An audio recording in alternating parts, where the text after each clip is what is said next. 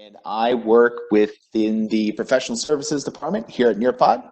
And I'm joined today by my manager and fellow colleague and Nearpod lover, which is Melly, and she will help maintain the chat. So should you have any questions during this webinar, I'm going to encourage you to go ahead and utilize that chat feature within WebEx. Now you'll notice that in today's experience, even though I have a split screen experience, I wanted to bring your attention that on the left side, this will be the teacher window. So when you are logged in as an educator, how you will present to your students, you will see, of course, the view on your left. And when your students are joined, you'll notice that they have different permissions. And I wanted to show that to you on the right side of your screen. Of course, you do not have to join today's session, but if you would like to participate and get a hands-on experience of all of the really cool Nearpod features, I would like to encourage you to go ahead and open up a new window, tab, or go ahead and grab that cellular device, that might be the smartphone, and type in the URL join.nearpod.com.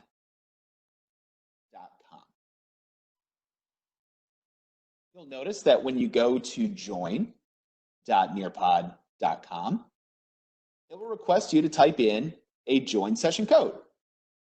Today's code, for those who would like to participate in the presentation, is right here in front of on our teacher screen, which is AOIN.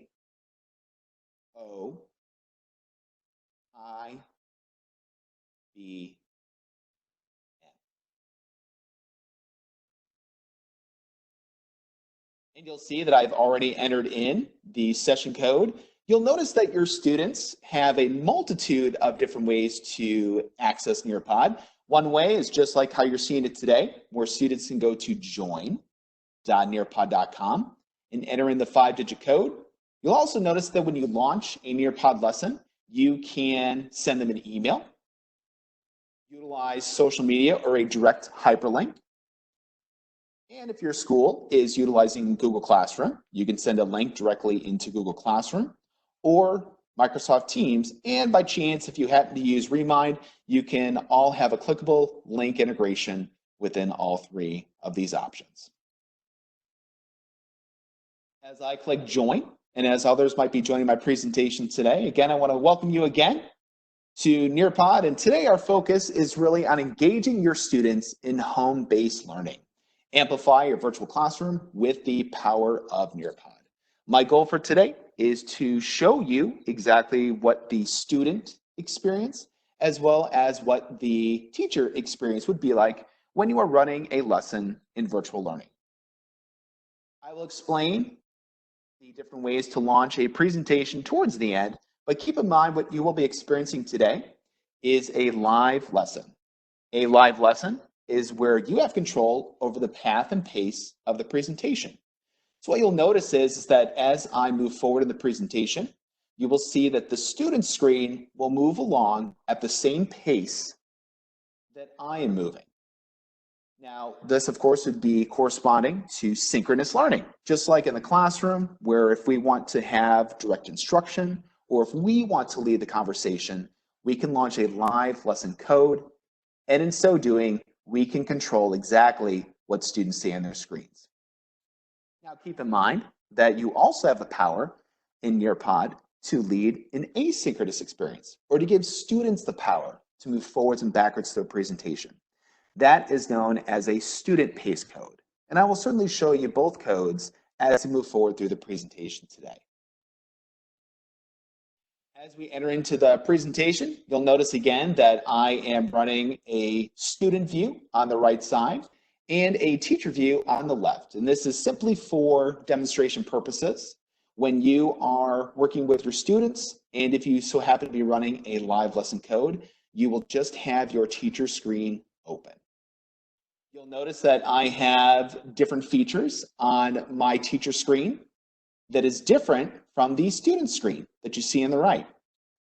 At any point in time, if I would like to share the code so that students can join my session, it's always planted at the top left of my Nearpod presentation.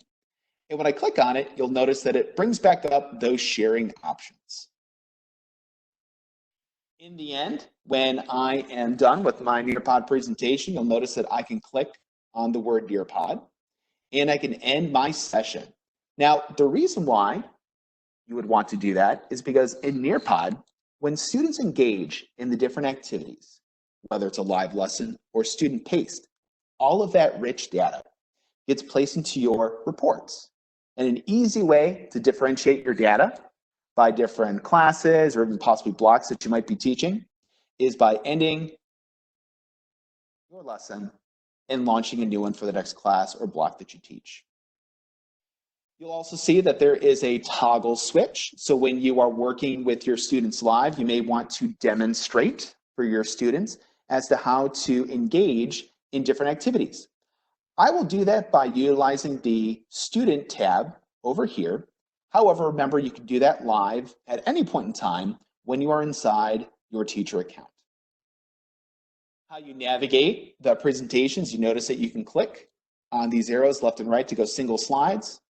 Or in the bottom center, you'll see that I have the option to move to any slide within my presentation. If you are showing your teacher screen and as you are receiving data, if you want to hide student names, you'll notice that there is a toggle switch to hide those names, as well as to see who has joined the presentation. So right now I can see that there are 42 that have joined my presentation. And if I click on this, I can see a complete list of names that have joined my presentation.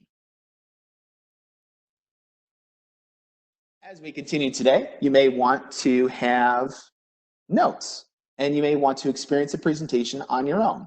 Now, for those that are choosing to view the presentation, you will receive a follow-up resource email from me, which will include this presentation where you can click through a student-paced lesson. However, if you are currently engaged in the presentation and you are participating live, you can choose to also utilize the notes, which can be used for your students as well. How you activate the notes feature is either by clicking the Notes tab located on the right side of the student page. And here, students or yourselves can choose to save to your email, Google Drive, or OneDrive. If students at home are utilizing a tablet or smartphone or a cell phone, you will see that the Notes tab will not be available, but they will have a black dot in the top right corner of your screen. If they click on the menu button or the black dot, you'll see that they now have access to Notes. And here, they can make that same selection of saving their notes to their destination. You'll see as I click on the right arrow, you'll notice that on your screens, on the student side, it has proceeded forward. And I would like to say that here at Nearpod Vocabulary, we are here to help, and we're very excited to join you this afternoon and better understanding how to utilize both Nearpod and Vocabulary in a virtual learning environment. I will discuss certain tips and tricks that will help not only those that are just getting started with Nearpod Vocabulary, but also for those that might be intermediate users and ready to utilize your own content. Wherever you fall in your understanding of Nearpod and Vocabulary, we are here to help and ultimately amplify the learning experience for your students. You'll see that we've come to our first activity for today. And in the Student tab, you'll notice that I am asking for those that are participating. And if you are running the presentation on your own, you'll see that in the Student tab, it says, share your Nearpod with distance learning knowledge by finishing the sentence, I know how to. In this particular poll, you'll see that I can read and select the skills that I'm able to complete. As I'm reading through and selecting the different options, I can click Submit. You'll notice that on my student screen, it does give me the option to edit answers. This can be toggled on and off in your advanced settings. However, in the teacher screen, notice that I am receiving real-time data. This is a great time to where if you wanted to hide the names so that we are unable to see who is coming in. Notice that not only can we see how individual attendees or your students are responding, but we also can receive the data on the left. And as the data is coming in at this moment, we do have approximately 27% that is brand new to Nearpod. And we also have a wide range of individuals that are able to complete various activities and different skills within Nearpod. I do want to point out that at the end of the webinar, I will show you how you can access additional free public webinars so that if you would like to come back and receive a more in-depth experience on one of the skill sets that you may want to amplify yourself, not only has it been included in this presentation deck, but I will also show you at the end so that you can participate in any one of our free public webinars. You will see that in any activity, as students are populating responses, I also have the power to share out responses to students. Notice that when on the teacher screen, when I click share, you will see that on the student side, what takes over, of course, is a breakdown of the data that's been collected. And if I would like, I can actually choose my answers and see how I responded in correlation to the group or class. If I wanted to give students the power back to their screen, all I'd have to do is click on the red share, and it brings them right back to the activity where they left off. Coming up and defined in this presentation, remember that our goal is really threefold. It is first to define Nearpod as your distance learning solution and to better understand its capabilities. Next, we'll pivot, transition, and look at the backside in terms of how to create a Nearpod lesson. And then we will learn how to share those lessons with our students. Here I'd like to take some time and actually identify what is Nearpod. You'll notice that in this presentation, I have built in different interactive features, and this is meant so that you can access this content later on. Here, as I scroll down on my teacher page, I would like to first define what is Nearpod. Nearpod is a presentation tool that really allows teachers in order to amplify the learning experience of students by making it more interactive. Now, how is that done? That's done by giving you as the educator the power to easily download and customize ready-to-teach lessons. In our lesson library, which you'll have an opportunity to explore, there are over 7,500 standard-aligned, differentiated lessons that are available to you to edit and customize towards student needs and launch immediately. If you have your own content, you could have a Google slide, you could have a PowerPoint, possibly PDF, or maybe even an image. You can upload your own content and embed the various Nearpod content and activity features. So in minutes, you can have your own customized lesson. A unique perspective about Nearpod is as students are engaging in the different activities, Nearpod collects the comprehensive student assessment data so that we as educators can analyze either the data in real time if we're running a live lesson, or we can access our reports so that we can offer students that strategic support in the moment that they're learning. Lastly, what's unique about Nearpod is that it gives students 100% participation in the lesson. No longer do we, within the classroom, ask a question and then get a single response back. In Nearpod, when we ask a question to our students and if they are in the lesson, everyone has an opportunity to showcase their voice. As I continue to scroll down, and as you continue to do so, if you are following, you'll notice that in Nearpod, we have the power to launch our lessons in two different ways. One is, of course, to launch as a live lesson, which is where you have synchronous learning, whereas an educator, you have the power to move the students forwards and backwards through the presentation. And remember that the presentation that you are viewing today, this has been launched as a live lesson, which is why on the student page, whatever I am seeing, you're seeing as well. You may find yourself in the position where you would like to also launch a student pace code. And remember, that's where we give students the power to move forwards and backwards through the exact same presentation. Remember, the difference between the two different codes would be permissions. In a live lesson, teachers have control. In a student-paced lesson, students have control.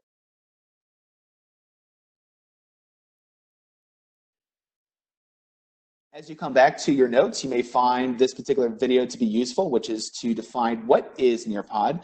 We won't have an opportunity to view this particular video today, but I do want to encourage you that if you are watching at home and when you receive these resources email from me, or if you are actively participating and you access your notes within your saved location, you can watch the video and better understand what is Nearpod. Sometimes the best way to understand a tool is to experience it firsthand. And that's exactly what I would like to do with you. Is I have a sample 5th grade lesson, a science lesson to be specific, on static electricity. The goal is to showcase different Nearpod features so that you can see exactly how Nearpod can impact student learning, both in and outside the classroom. One key point is as you are viewing or as you are engaging in the presentation, think about the student experience. Think about how this will enhance the content and the transition of skills that we are now trying to project and support them in a virtual learning environment. Let's continue. The first, of course, is a title slide, which you may notice is certainly no different from any uploaded file that you can bring into Nearpod.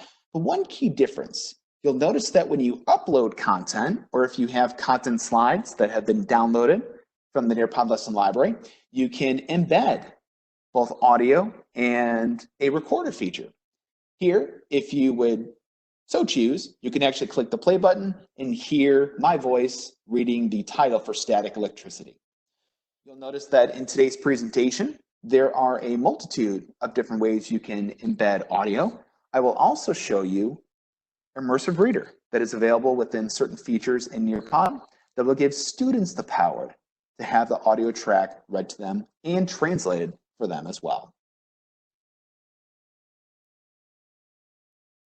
As we continue, I did want to showcase a vocabulary video. Now, you actually have a vocabulary. What you will discover is that directly within Nearpod, you have access to all of the videos that Vocabulary has to offer.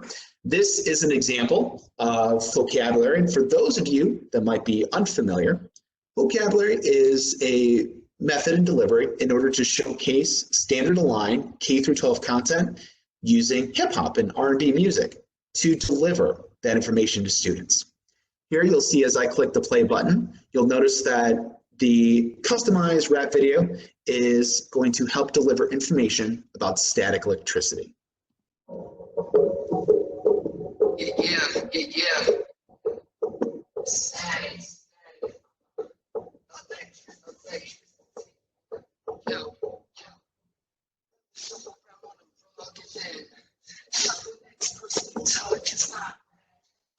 Static electricity, so don't be mad.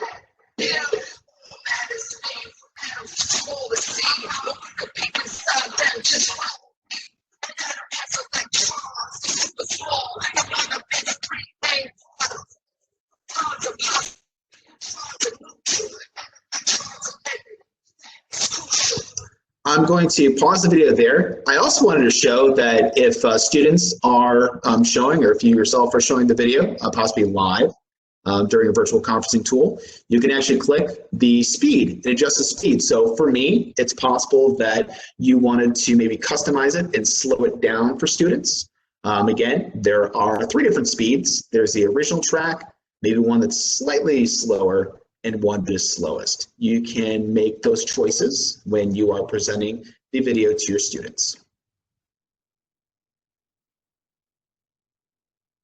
Next is I wanted to give you the opportunity and certainly to see open-ended question. Now you'll notice that I have actually placed a timer on this slide. It is up to you when you are building a Nearpod lesson. If you would like to assist students in keeping pace with a lesson, you'll see that before I click Start Activity, in this, I'm simply asking, what is static electricity? Now, there are 2 ways to respond. You can certainly respond by typing in your response, which you'll see a text box here in a moment, or you can utilize the student audio recorder. Let me go ahead and on the teacher side, I'm going to click Start Activity, and you'll notice that on the student side, it'll transition and giving them the power to type my responses here. Or since I have enabled the feature, I can actually record my voice as well.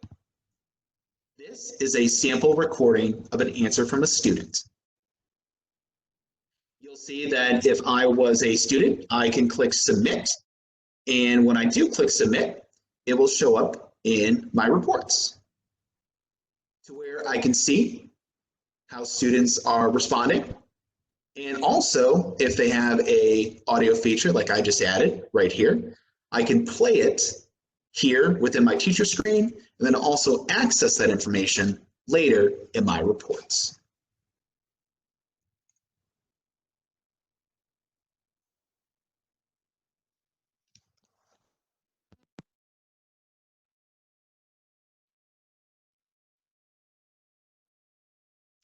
As we come down to the timer, I did want to just scroll down, just kind of show you some of the opportunities. Again, if I wanted to share any one of the responses, I could do so, and you'll notice that it will take over the screen.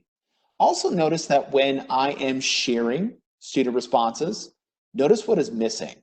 The name is missing. And that's something that's incredibly powerful when we think about barriers to students and how cautious they are when their ideas are presented to their peers. Oftentimes, that's one of the greater barriers to education, is how students and their ideas are perceived by their peers. In Nearpod, that layer is completely removed. So no one knows exactly whose response this is, but you will always know both in your reports and in your teacher screen. I'm going to go ahead and unshare and move forward in the presentation. You'll see next, this is our VR experience. Here, if you were to click and hold and drag, you'll be able to view 360 degrees around this VR environment. Now, there are upwards of 300,000 VR scenes that you can choose within our virtual field trip. This is just one of those 300,000. And as you are circling around, remember that you can expand, zoom, and pinch to zoom out. This is great for if you want to enhance the visual experience of students and give them that visual understanding of content. Here, the method is to give them an understanding of static electricity that can be seen in the real world.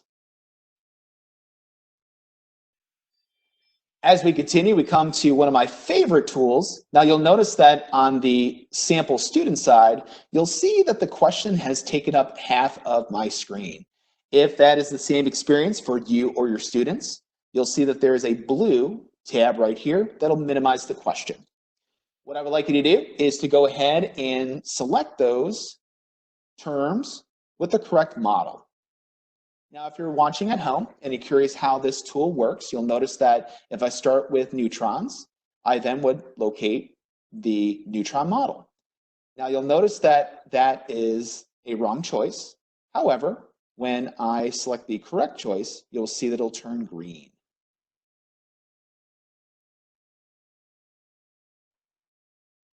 As you are making your selections, and I'm going to go ahead and hide the names again.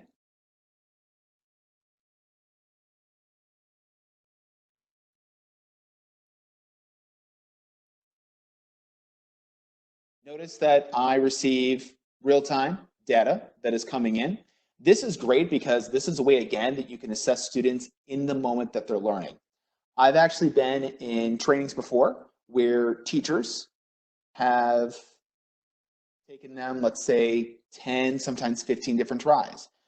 I use that example because in our heads, we can zero in and be like, oh, well, our students must really not understand this content.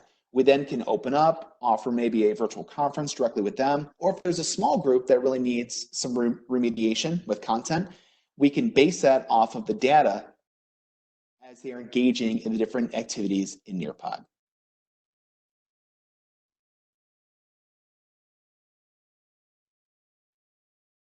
As we continue, I did also want to show you another activity which is available to you in Nearpod, which is PhET simulations. And with PhET simulations, this is both a series of math and science, elementary, middle school, and high interactive experiences that really give you, the student or attendee, the power to see what happens when you change the variables of an experiment. Here, since we are talking about static electricity, we could take our balloon and collect all those negative charges and see what happens to those negative charges on the wall to the right. You'll notice we also have the power to get a second balloon, and here we can see what happens when we have neutral charges.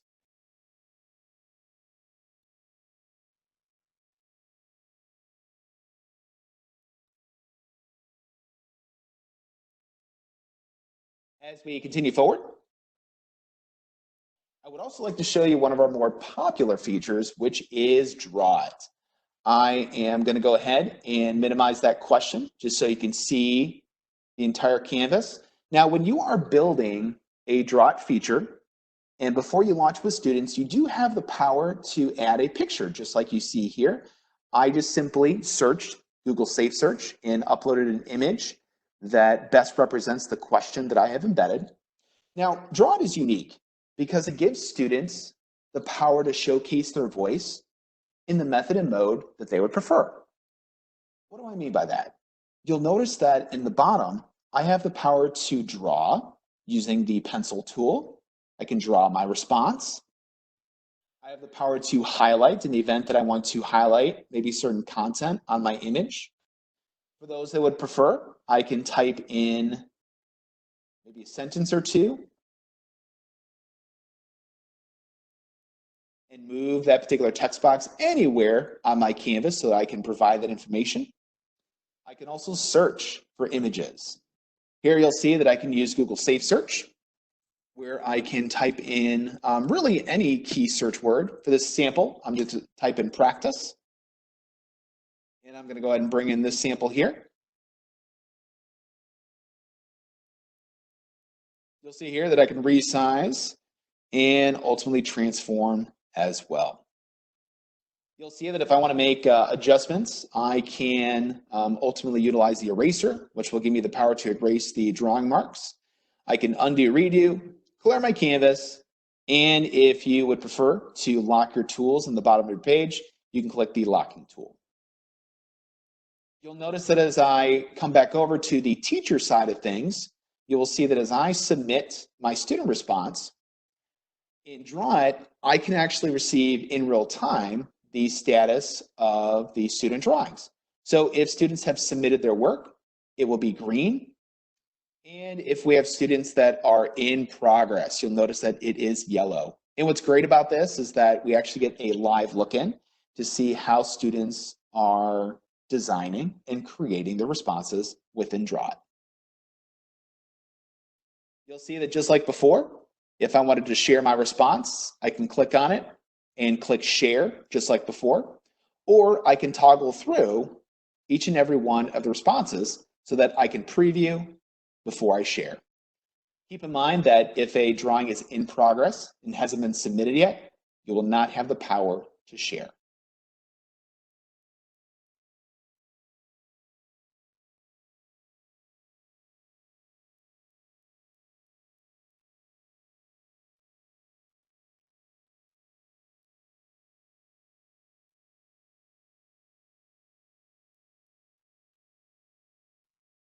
As we continue the presentation, I do have a few other tools that I wanted to show you.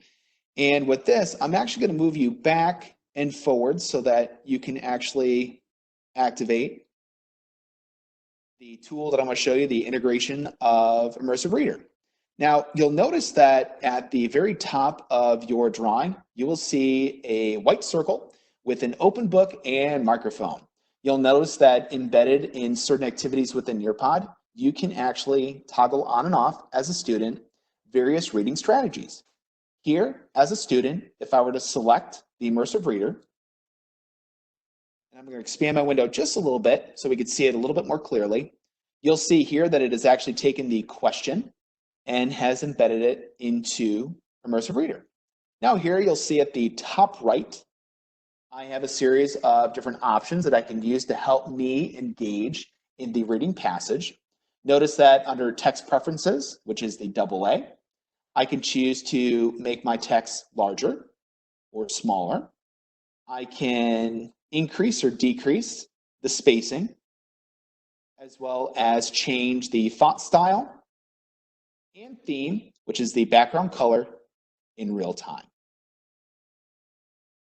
In the middle, you'll notice that we have grammar options, which is a series of paragraph lines and the wizard wand, as I like to call it. When you click on the grammar options, you'll see here that we can toggle on syllables to help our students with reading. We also have the power to toggle on different parts of speech. So notice that as I am toggling on and off these different features, you'll see here that it is color coordinated and identifying for the students the various nouns, verbs, adjectives, and adverbs. Now, what if you have a sensitivity for students? What if there is a color preference? This could be a student that is dyslexic, could be a student that has color blindness. You'll notice that students do have the autonomy to change that color to where instead of maybe purple, maybe it's more preferable to choose maybe a dark blue. And you'll notice that in real time, I can make that change. The last couple features I want to show you are embedded in reading preferences. As I click the open library book in the top right corner, you'll notice that here I am given the line focus strategy. So as I toggle on that switch, notice that it then zeroes in on the text. And if I would like to, I can actually click on the play button and it will read the text to me. Now, it's very possible that that text is way too fast or the audio file is going way too fast. Right next door for the student, you can actually click on the voice settings, which is the volume with the cog wheel. When you click on that, you can slow it down, or if the student prefer, speed it up as well.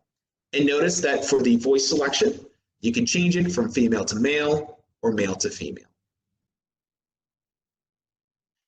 As I go back into reading preferences, which is the reading the open library book in the top right corner, I'm going to go ahead and toggle off line focus just so you can see the next change I'm about to make. Now, notice that the picture dictionary is on by default. So if I were to choose, let's say, one of the words, not only will it read it to me in English, but it also gives me a visual of what that word means. Now, when I click back on reading preferences, which is the open library book in the top right corner, you'll notice that as we go down near the bottom, we have the power to translate documents. So let's pretend that we have a student population that is speaking a particular dialect. Let's say that we have a large population of Spanish-speaking students that are from Latin America. You'll notice that as I scroll down, we're going to make our way to, of course, the Spanish translation. And as I visually show you, you'll see that we have the choice between different dialects of the Spanish spoken in Latin America, Mexico, and Spain. Let's just pretend that we, as an individual student, would like to choose the Spanish spoken in Latin America. As I select it, you'll see that by default, it does translate by word, but then as a student, I can also toggle on this switch and notice how it actually translates the entire document for that individual student. Now, one better is that if I click the play button, you'll notice that it will actually read in that selected translated language. You'll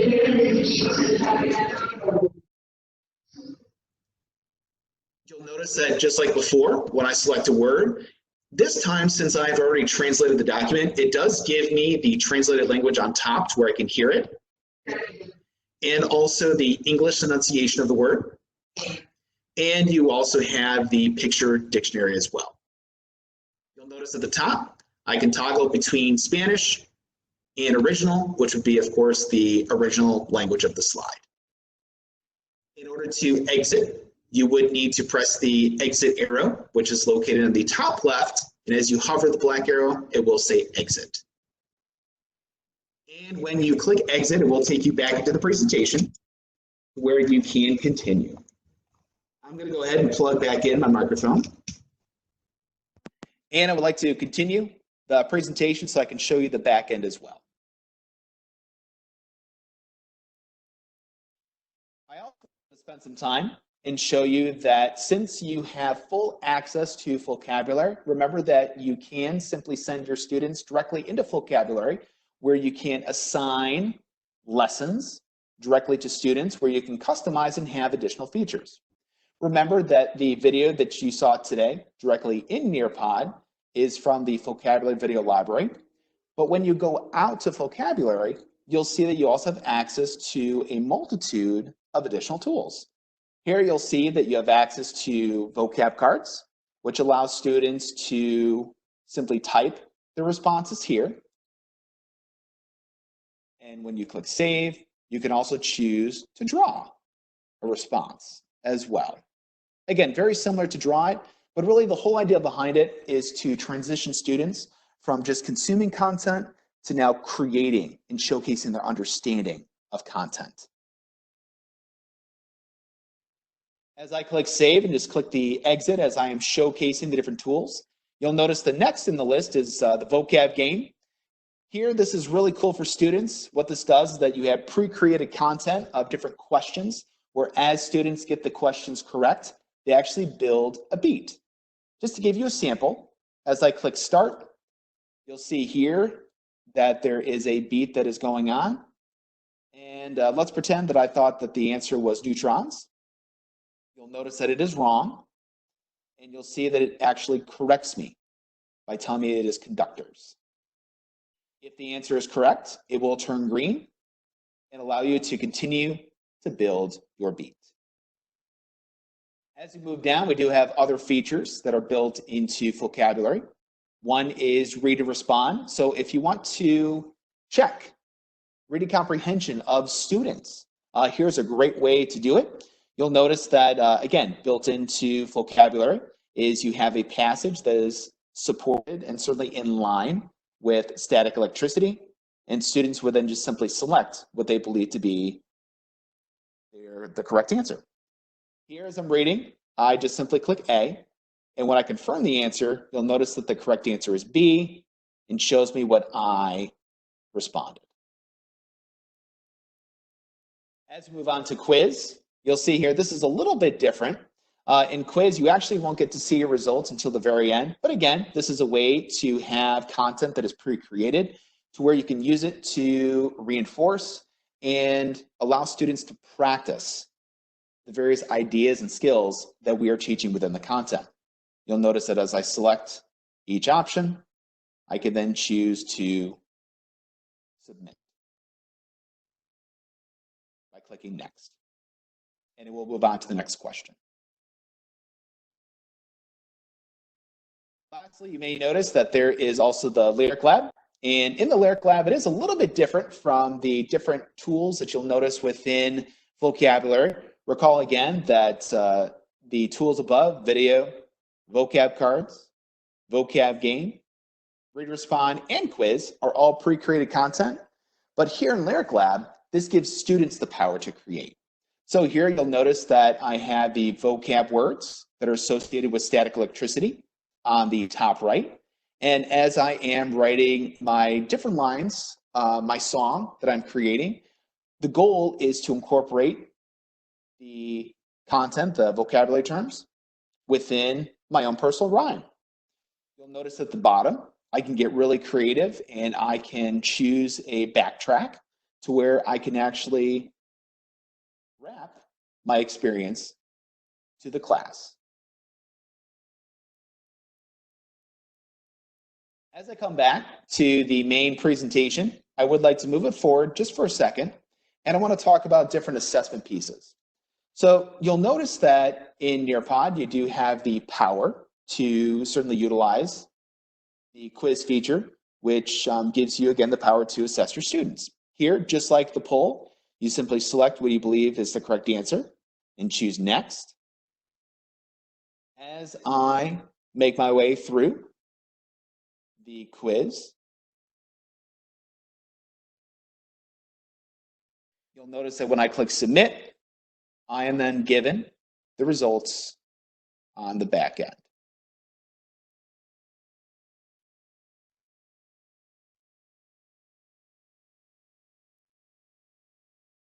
Recall again that as the student results or the attendee results are coming in, I have the power not only to observe and then see in real time if I'm running a live lesson to see where students see support, but also I can share with them the experience as well.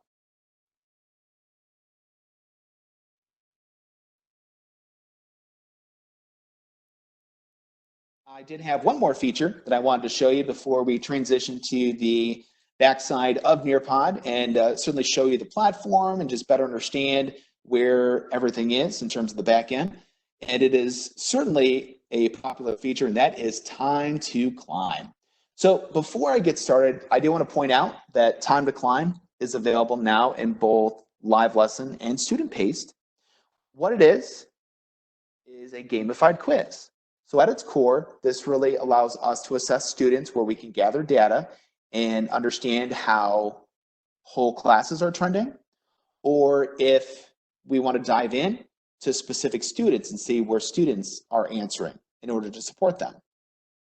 You'll see that as students are engaging in the time to climb, we can actually choose to immerse them in different environments. So we can actually have them compete by climbing up a hill, which is the Himalaya, which is certainly a lot larger than a hill. And we can have them fly through space, or we can have them climb in an underwater environment. Let me go ahead and choose the underwater environment. And as I click continue, notice that on the student screen, it will transition and allow you to select different characters.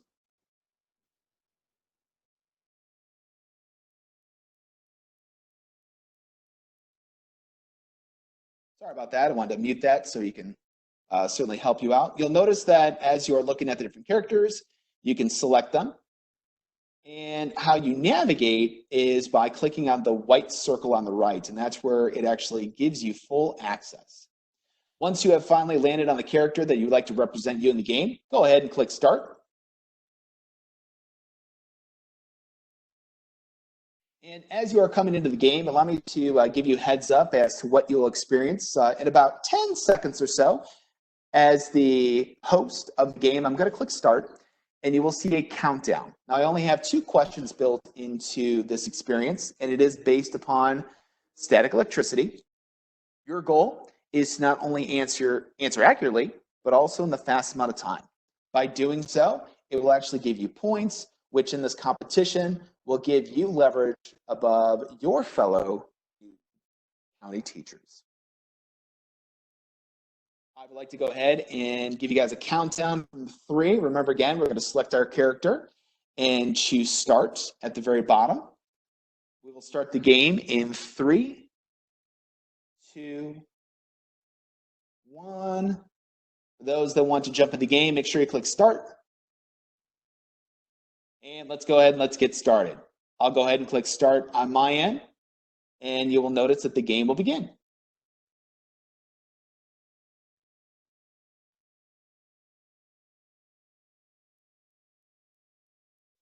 Here, this is where you can actually select what you believe it is. So again, true, false. Negative charges attract positive charges. Is that true or false? I'm going to choose false because that's what I believe. And you'll notice that I was wrong. It is correct. And I am going to show the names on the teacher side so that we can actually see who is winning in the competition. Here comes the last question.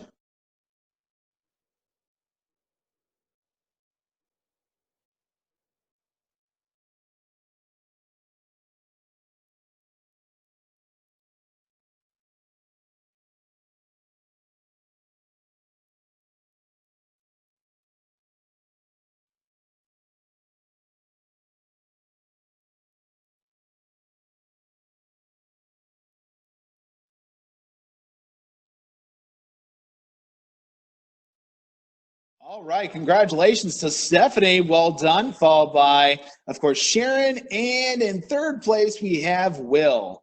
I'm going to go ahead and move this forward just for a second. You know, remember, guys, that I'm sure you probably experienced, that was a lot of fun, that was engaging. Remember that how you individually responded and how the class or everyone on the call today responded. I can analyze that data and support either individual students or do whole group remediation so that we can build that skill capacity towards understanding content. What I would like to do now is I would like to pivot and actually show you guys the backside of Nearpod. If you are interested in following me, you'll notice that I'm actually going to go to nearpod.com. And for me, it's going to automatically log me in because I am currently running the presentation. But if you are logging in as a teacher or for the first time, you're going to click on the main web page. You'll see an option at the top right that says log in. You'll notice that you will have the option for single sign-on for Google or for Microsoft. Depending on your school, you can make that selection. So if you're a Google school or a Microsoft school, you can make that selection. And once you click on your single sign-on, it will take you into Nearpod. Let me go ahead and in my student tab, I'm going to log into the Nearpod platform and then show you how to navigate and move about so that you're able to utilize it on your own. So again, in order to get into my Nearpod account, I do need to go to nearpod.com. And I mentioned before that since I'm already logged in, it takes me directly into my Nearpod account. As others are joining and logging in, remember that it is your choice if you would like to log in or if you would prefer just to view and log in later with support with the recorded video. As we come in to Nearpod, you'll notice that this is our lesson library. This is your main homepage when you come into Nearpod. You'll notice that there are a couple different options available to you. One is if you ever want to come back to this particular screen, all you have to do is click on My Library, which is in the top left corner of your screen, which is the blue house. On the right side of your screen, you'll notice that there is a blue plus. If you have your own content and you're interested in uploading your own content, this could be personal files, could be PowerPoints, could be Google Slides. All you would have to do is click the blue plus and choose Lesson in Nearpod. Now, I will show you how to upload your own personal files in a moment, but this is where you would go if you wanted to create your own Nearpod lesson. For those that are just getting started, you may just want to launch a single activity. This might be something that you want to set up as a virtual station with your students. Here you'll notice that there is a quick launch option where it'll give you the power to allow your students to utilize the open-ended, draw it, a timer, or collaborate. I mentioned earlier and showed you the Immersive Reader. Recall again that if you want to utilize Immersive Reader with your students, that is something you have to toggle on in your advanced settings. Allow me to show you where that is located. You'll notice that in the top right corner, I have a circle icon. If I click on my account icon, you will see that I have displayed my name. And just to the right of my name is a gear. If you select the gear, it will transition you to your profile page. Notice that on the left gray bar, under Profile, you will see the word Advanced. When I click the word Advanced, you will see here, these are the master switches for my Nearpod account. So if I was interested in giving my students the power to utilize Immersive Reader, all I would have to do is simply toggle on those different options. And the next time I launch a Nearpod lesson, they will take on the permissions that I have turned on. Now, at this time, we're actually going to go back to our lesson library. And remember that I mentioned before, anytime you want to go back to your library, is we need to click the blue house in the top left corner. When we click the blue house, I now want to show you that on the left side of your screen, you will see a gray navigation bar. As we scroll down, I want to first show you how you can gain access to the Nearpod Lesson Library. As you click the Nearpod Lesson Library, it will then transition you to where it'll give you two options to search.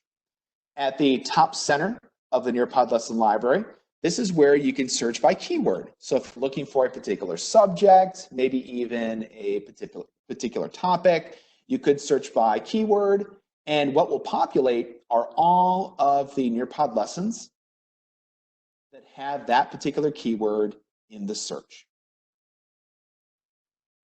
Now, it's also possible that instead of searching by keyword, you're more interested in searching by standard because you are covering a particular standard, maybe that given day, couple days, or week. Notice on the left side in the gray bar, it is now transitioned to where you can search by standard or state. If you select the white box that says select a standard or state, you will notice it gives us the power to search national standards as well as individual state standards.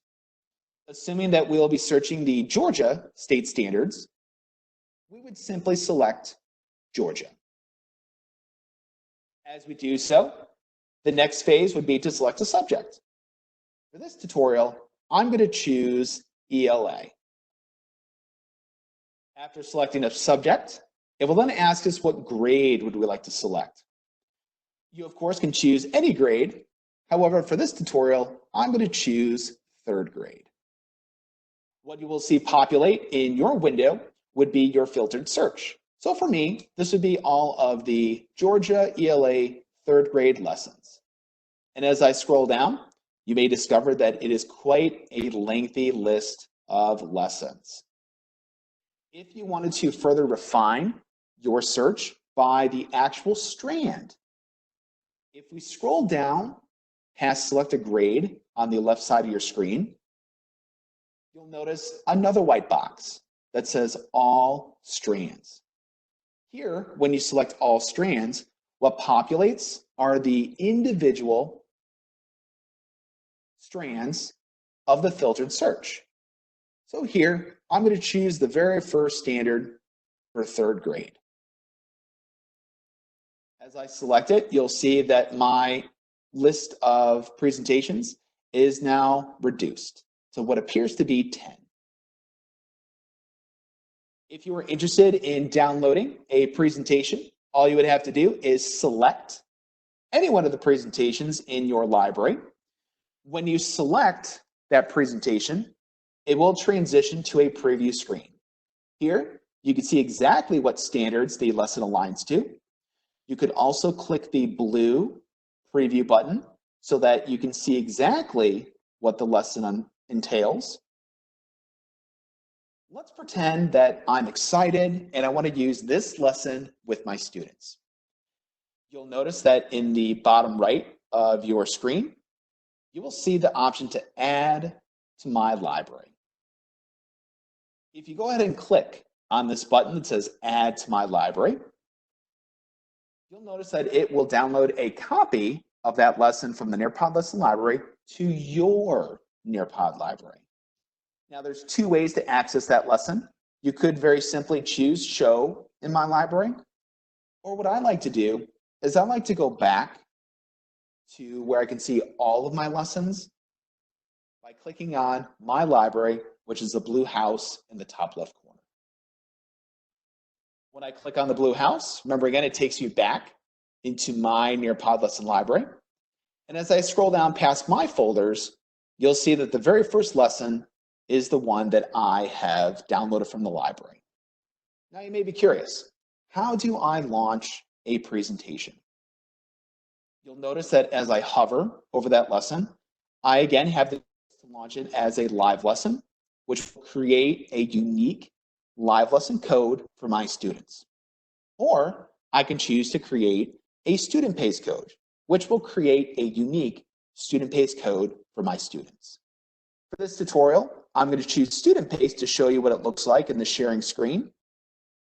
Notice that when I choose student pace, it does give me a 5-digit code that I can request students to join by going to join.nearpod.com. I can extend the length of that student pace code by clicking right here, where I can choose to limit the access to 23 hours, Or I could expand access to where I can give them clickable access to the student-paced presentation up to 1 calendar year. As I click apply, this is where I can make the choice of sending my presentation to their email. So if I click email, you'll see that there is a Google and Outlook integration. So if you have your students saved in your contacts, you can send them direct emails here. You could also choose to grab a link and copy it and give them clickable access. If you are using Google Classroom, you can click Google Classroom and ultimately create clickable access for your students within Google Classroom, send them a text to remind, or you can drop a link within a channel or within a particular team so that students can click on your presentation and join you instantly. As we come to the end of the presentation, I did want to show you where your reports are. In the left side of the gray navigation bar, if we scroll down, you'll notice that at the very bottom, you will see the word reports. Once your presentation has been launched and once students start to connect and explore those lessons, you may want to review that data. Here, this is where you can click on any one of your launch presentations. As I click on the Newton County presentation, you'll see here that I can click on an active link for that particular presentation. As I click on that hyperlink, it will then take me to a summary page where I can see exactly how students have engaged in the various activities as an overall view. And I can also dive in to the different activities along the top. For this tutorial, I'll show you time to climb, where as I click on class board, notice that I can review the overall data of the class or I can review the individual responses. As I exit this particular report and come back to my session reports, I could decide to download data, where I can download it as a PDF, as a whole session group, a CSV, or I can download individual students. So here, I can select individual data and download as well. If you're in a co-teaching situation and you want to share your presentation, you can also click share right here and you can share the data with individual teachers. As I come out of the dashboard, what I would like to do is I'm actually going to go back to the teacher presentation and I'm going to move the presentation forward. And what I would like to do is give you an opportunity to not only offer me feedback, but also I would like to show you some additional information as well. So we're going to do two things at once. You'll notice that if you are available and in the lesson, I have taken you to a feedback form. And remember that if you are just simply viewing the presentation today, I will go ahead and include the feedback so that I can certainly receive your feedback as well if you are visually watching the presentation. In the feedback form, if you can include your name, email, your role within the school or district. For the training you attended, if you could simply scroll down to Other and just type in Newton County.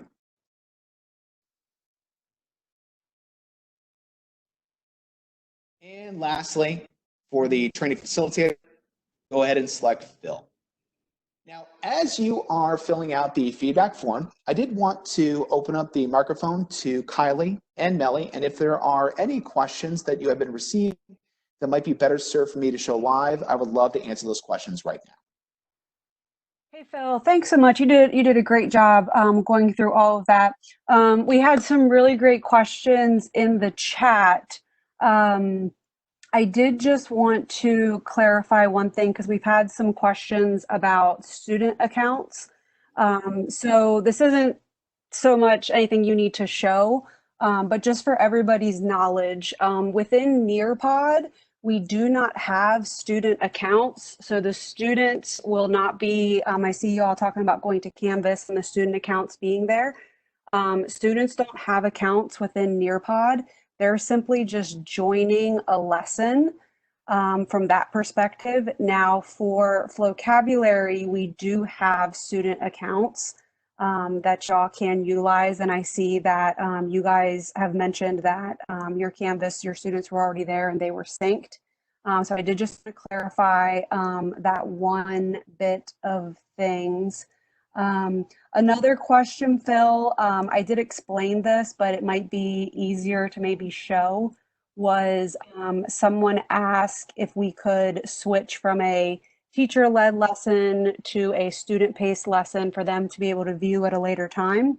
So I just said that, you know, you can launch both a live and a student-paced lesson, but I don't know if maybe you want to show that. Sure, I would love to. Yeah, that'd be great. And actually, just to speak further to it, remember that any lesson that we launch, you know, one of the key parts is, and I'm going to jump to my live lesson, is that if I'm leading, let's say, a first period group, like you were my first period group today, and I were to end my session, inside of my reports is that everyone that has joined the session, my data would then be differentiated so that I could then just preview my first period class. Now, speaking further to the question is that, remember, you can launch as many student-paced codes as you want. So as I click student paced, you'll see that I can not only access the previous links that I've active, but also just above, you'll see that I can launch a brand new session, which would be hypothetically maybe for my second period group, or maybe even third period. And as I click launch new lesson, which would be the same for the live lesson as well, is you'll notice that it gives me a brand new code which I can share with my students. Or, you know, single family units. 3 bedrooms would be nice.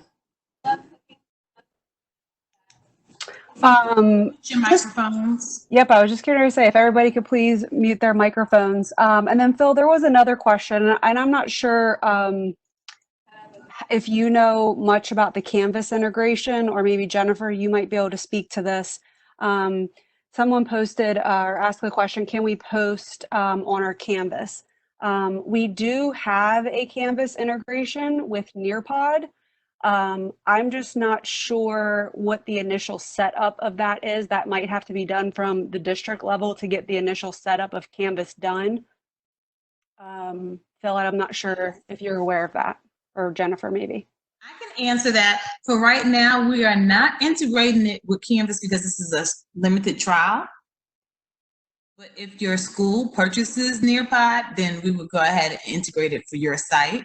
Or if the district decides to purchase Nearpod, we can integrate the whole thing and turn it on for a site. We can't turn it on for one person. It has to be for the whole building. And right now, to be honest, so it's going to be you guys who drive this trial. If you use it, then it's more likely that it will be picked up for the full year, for the full, you understand? So if no one uses Nearpod and no one uses Flocabulary, well, there's less likely an opportunity for you to get it for the full year. So many people said they wondered if we were purchasing it next year. We want to purchase it next year. You have to give us the reason why. So by using it during this trial, telling everybody about it, how much you love it, that's going to give us more leverage, okay? And we don't know what's happening right now as far as if what's going on with school, what's going on in our country, what's going on with the world. So what we want you to do is we want you to use the product and tell us how much you love it. But don't email me directly. Email Adam Fael and Sheila Thomas and tell them how much you love it. And then that way they'll hear your voice. Thank you so much, Jennifer. I also wanted to, as you are filling out the feedback form, I also wanted to encourage others, because I imagine that as we make our way beyond this webinar presentation, as we sit down and as we start to play with Nearpod on our own, we might have some questions. Remember that you will receive a resource email from me following this presentation, but also you'll notice that what will be embedded in the email that I will send, as well as the presentation, if you are using the notes, you will come to our nearpod.com/coronavirus website. And the reason why I'm showing you this is because you'll see that in the middle center, we have the C schedule. And as you engage, navigate to this particular page, you'll notice that we actually have a multitude of different free webinars that you can attend. They do range in ability. You'll notice that we do start off with those that are just getting started with Nearpod and technology that transition very quickly to digital lessons for home-based learning, to distance learning made easier, which is focusing on editing and creating a Nearpod lesson. And you'll also notice that we also have direct integrations and more certainly specific trainings as it relates to Microsoft as well as Google. So again, if you feel like you would like to maybe participate in a more in-depth conversation on a particular idea or understanding of Nearpod, we do want to encourage you to come back into our public webinars and select a time that you would prefer.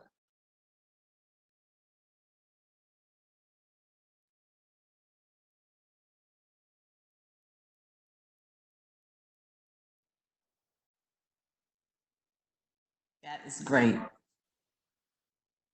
And again, that will be included in the email, the resource email for you. And I may even also highlight the brief description so that you can choose which public webinar would be most fitting to your skill sets and your desire in terms of better implementing Nearpod into your virtual learning environment.